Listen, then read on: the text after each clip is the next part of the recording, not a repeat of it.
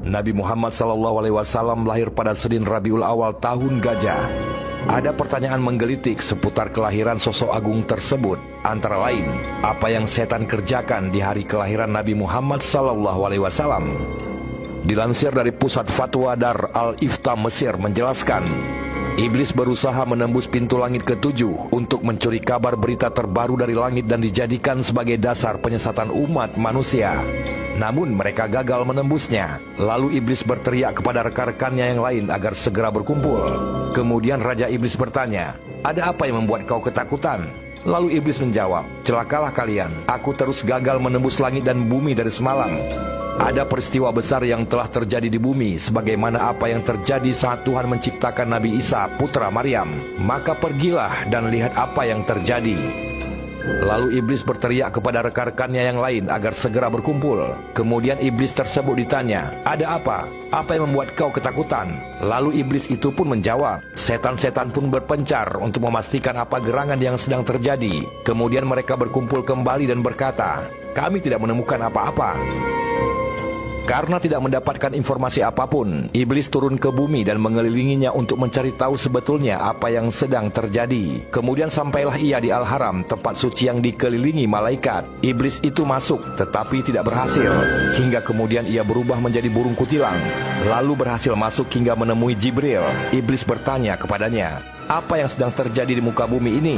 Kemudian Jibril menjawab, "Muhammad lahir." Iblis berkata lagi, "Apakah saya mendapat bagian di dalamnya?" Jibril menjawab, "Tentu tidak."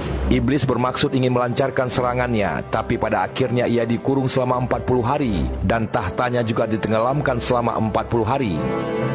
Semua patung-patung berhala menjerit. Mereka mendengar suara begini, "Wahai keluarga Quraisy, kabar gembira telah datang kepada kalian. Pemberi peringatan telah datang. Ia bersama kemuliaan abadi dan merupakan penutup para nabi dan rasul." Iblis adalah makhluk Allah yang ditugasi untuk menggoda umat manusia agar tidak beriman dan taat kepada Allah Subhanahu wa Ta'ala. Hal tersebut diabadikan di dalam Al-Quran, bahwa iblis berjanji menggoda manusia, sehingga kelak manusia akan banyak yang menangis karena terbuai oleh bujuk rayu iblis untuk tidak beriman kepada Allah Subhanahu wa Ta'ala dan Rasulullah sallallahu alaihi wasallam. Sebagaimana riwayat menjelaskan bahwa dulunya iblis adalah guru dari malaikat, nama aslinya adalah Azazil. Namun ketika iblis membangkang atas perintah Allah Subhanahu wa Ta'ala untuk sujud kepada Nabi Adam alaihi salam, maka Allah Subhanahu wa Ta'ala mengutuknya, dan hal tersebut yang membuat salah satu iblis menangis. Rasulullah sallallahu alaihi wasallam adalah hamba dan makhluk Allah yang sempurna dan mulia, bukan hanya fisik, namun perilaku akhlak beliau pun terpuji luhur. Allah Subhanahu wa Ta'ala mengabadikan di dalam Al-Quran pada surat Al-Qalam tentang akhlak Rasulullah sallallahu alaihi wasallam yang agung. Di antaranya yang membuat iblis menangis adalah adanya Rasulullah sallallahu alaihi wasallam.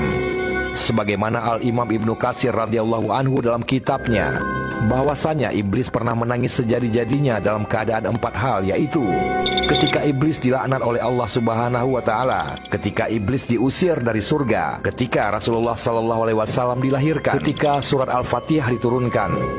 4 hal ini membuat iblis menangis sejadi-jadinya.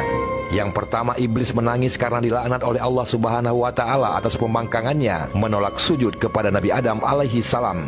Bahkan iblis merasa lebih mulia daripada Nabi Adam alaihi salam. Tidak hanya sampai di situ, iblis pun diusir oleh Allah Subhanahu wa Ta'ala dari surga karena Allah Subhanahu wa Ta'ala tidak ridha dan senang. Bahkan Allah Subhanahu wa Ta'ala haramkan surga dihuni oleh makhluk yang memiliki sifat ujub, yaitu bangga akan diri sendiri, sehingga melahirkan sifat takabur, yaitu memamerkan kemuliaan atas makhluk yang lain. Yang berikutnya adalah diturunkannya surat Al-Fatihah karena keutamaan yang terdapat pada surat ini sebagai Ummul Quran, yaitu induk dari Al-Quran dan Sab'ul Masani, yakni 7 ayat yang terpuji. Yang terakhir adalah kelahiran Rasulullah sallallahu alaihi wasallam sebagai rahmat untuk seluruh alam semesta, dan sebab karena lahirnya Rasulullah sallallahu alaihi wasallam, alam semesta pun berbahagia menyambut kelahiran Rasulullah sallallahu alaihi wasallam, sang pembawa kabar gembira, penebar rahmat dan pemersatu umat.